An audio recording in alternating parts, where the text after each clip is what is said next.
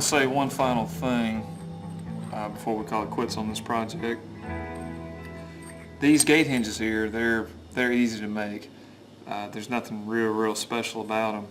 But one thing that I wanted to point out is, in the machine world, we're taught to make everything the best fit you can, the best finish you can.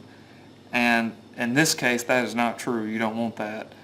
If you put a super fine finish on here, get on it with sandpaper and polish it up, it doesn't hold grease well.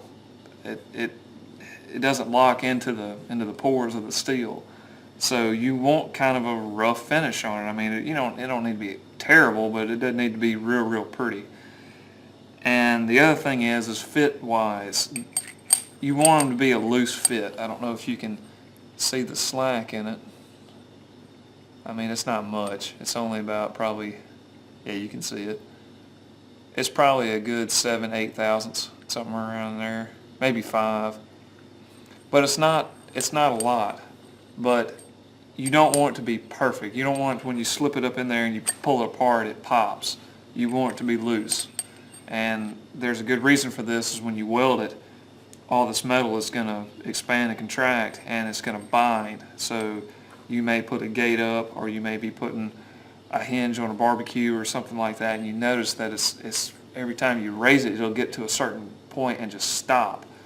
And that's why, because after you welded it, it's done built stress up in here, so you want a little bit of play in it. So other than that, that's about all I got to say on that, and that's what it looks like with the grease fitting in it. And it looks like a factory weld-on hinge. You can make one better than you can buy a lot of times. So I hope that gives you some insight in doing it for yourself.